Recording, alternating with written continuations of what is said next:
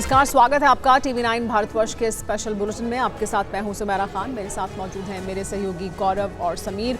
शुरुआत करते हैं इस बुलेटिन की इस वक्त की बड़ी खबर के साथ जो जयपुर से आ रही है। जयपुर में PFI मॉड्यूल पर बड़ी जानकारी सामने आई है। जांच के बाद NIA की चार्जशीट से बड़ी साजिश का पर्दाफाश हुआ है। पकड़े गए 5 आरोपियों में से एक आसिफ के मोबाइल से मिली फाइल से ये अहम जानकारी सामने आई। 2047 तक मुस्लिम राष्ट्र बनाने का लक्ष्य था। योगशाला के नाम पर दी जाती थी ट्रेनिंग।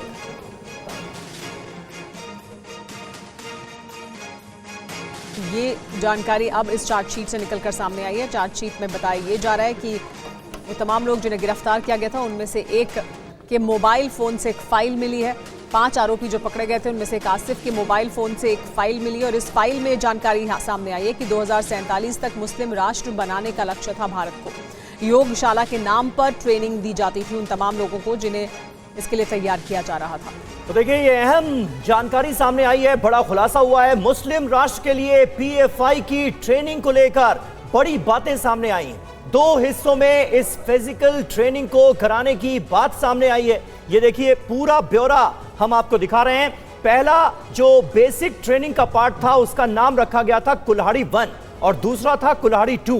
कुल्हाड़ी 1 में मार्शल आर्ट, मुक्केबाजी, एयर गन से शूटिंग, ये सब सिखाई जाती थी, इसकी बाकायदा ट्रेनिंग दी जाती थी। और जो दूसरी बेसिक ट्रेनिंग थी उसे रखा गया था कुल्हाड़ी 2 कैटेगरी में, जिसमें तलवार, चाकू का इस्तेमाल, सिर, छाती, कंधे पर हमला करना, कमजोर हिस्सों पर हमला करना, ये सिखाया जाता था।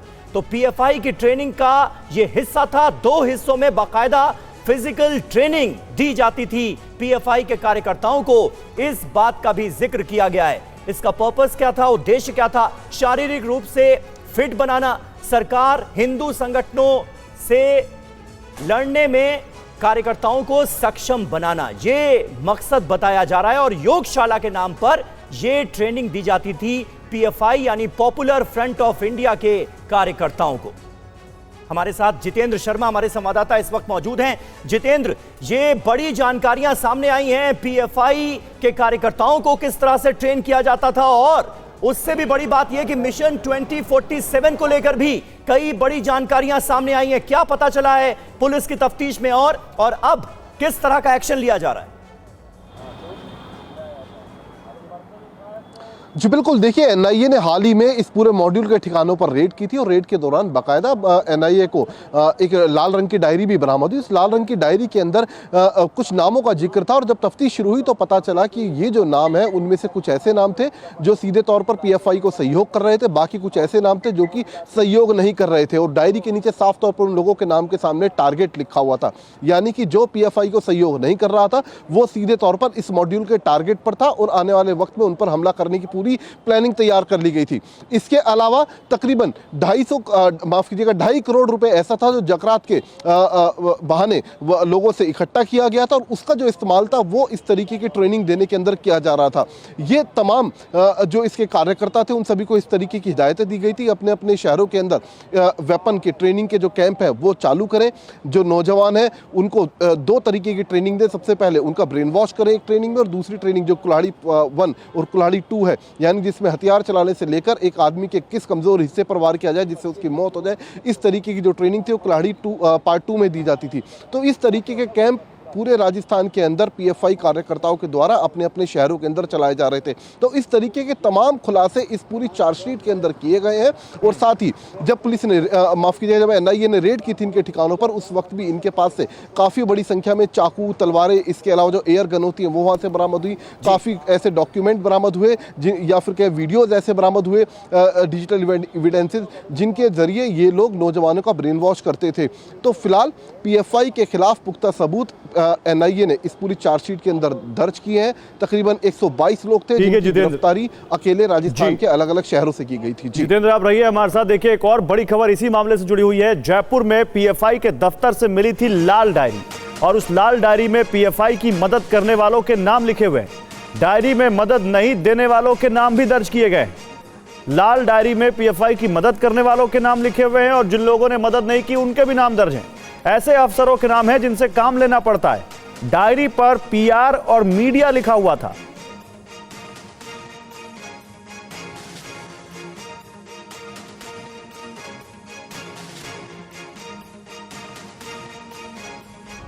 पीएफआई का एक बहुत डेंजरस प्लान था। कहां से फंडिंग हुई और कहां खर्च किया गया, इसको लेकर जानकारी सामने आई है। इसको लेकर जो जानकारी है उसमें बताया गया कि कितना पैसा जमा किया गया और कितना निकाला गया। जयपुर के पीएनबी में पीएफआई का अकाउंट है। 2011 से 2022 के बीच यहां पर पैसे जमा किए गए थे। ज़कात के नाम पर फंड जमा किया गया था। देश भर के मुसलमानों से पैसे लिए गए थे। बताया जा रहा है कि हथियार खरीद और ट्रेनिंग कैंप में इस पैसे का इस्तेमाल किया गया। चुनिंदा लोगों को टारगेट करने में इस पैसे का इस्तेमाल किया जाने वाला था। अब आपको जयपुर के उस बंद पीएफआई ऑफिस से संवाददाता ध्वज आर्या की ग्राउंड रिपोर्ट भी दिखाते हैं, जहां आतंकी ट्रेनिंग और 2047 तक मुस्लिम राष्ट्र बनाने की साजिश रची जाती थी। एक बड़ा खुलासा एनआईए की चार्जशीट में हुआ है और ये जो खुलासा हुआ है चौंकाने वाला खुलासा है पीएफआई के दफ्तरों को लेकर। राजस्थान भर में जो पीएफआई के दफ्तर थे वहाँ पर एनआईए की जो टीम ने जो छापे मारे थे, उसके बाद में जो खुलासे किए गए, जो चार्जशीट आई है उसमें जो है काफ़ी कुछ खुलासे किए गए हैं। और जो एनआईए के जो ये दस्तावेज सामने आए हैं उसमें साफ तौर पर बताया गया है कि ये पीएफआई के दफ्तर थे। इसमें जो है यूथ को बुलाया जाता था, ट्रेनिंग दी जाती थी, हथियार चलाने तक की ट्रेनिंग दी जाती थी। ये जयपुर का आप देख सकते हैं पीएफआई का दफ्तर है और ये पिछले 3 साल से बंद पड़ा है और ताला लगा हुआ है इसके अंदर। आप देख सकते हैं कि ये जो दफ्तर है ये पिछले 3 साल से बंद है। ये जो संगठन है इसे बैन कर दिया गया है और ये जो खुलासे हुए हैं उसमें कई जो खुलासे हैं वो सामने निकल कर आए हैं। कुछ लोग मेरे साथ हैं जो यहीं रहते हैं। क्या नाम है आपका? सईद भाई। ये जो खुलासा हुआ है एनआईए की चार्जशीट में उसमें बताया गया है कि हथियार चलाने की ट्रेनिंग दी जाती थी और जो उसके पीछे जो है झंडे लगाए जाते थे पीएफआई के, आज़ाद करो, इस तरीके की बातें। ऐसा कुछ भी नहीं है सर। ये तो देखिए आप बना दी बात, कुछ भी बना दो, कुछ भी बक दो। ये एक शहर कॉलोनी है, मोहल्ला है, यहाँ और भी लोग हैं मेरे अलावा रहने वाले। यहाँ तो हमने कोई अभी आज तक ऐसा देखा नहीं। हम यहाँ के पैदाशी हैं। जो स्थानीय निवासी हैं वो कह रहे हैं कि यहाँ पर इतना ज़्यादा जो है पूरी तरीके से लोग यहाँ पर आते थे, लेकिन इस तरीके की बात से ये साफ तौर पर इनकार कर रहे हैं। लेकिन एनआईए की चार्जशीट है जो उसमें जो ये बातें निकल कर आई हैं ये जाँच का विषय है और इसके आगे क्या होता है ये देखने वाली बात होगी। मेरे सहयोगी जतिन के साथ ध्वज आर्या, TV9 भारतवर्ष, जयपुर।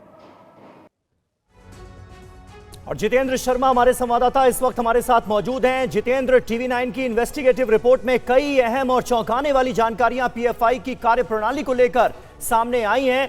अभी जो मौजूदा संगठन है, क्योंकि सरकार इसे बैन कर चुकी है, बीते दिनों यह भी खबर सामने आई थी कि पीएफआई के जो एक्टिविस्ट हैं वो किसी दूसरे नाम से संगठन को ऑपरेट कर रहे हैं। क्या नई जानकारियां पीएफआई के लोगों को लेकर सामने आ रही है जितेंद्र?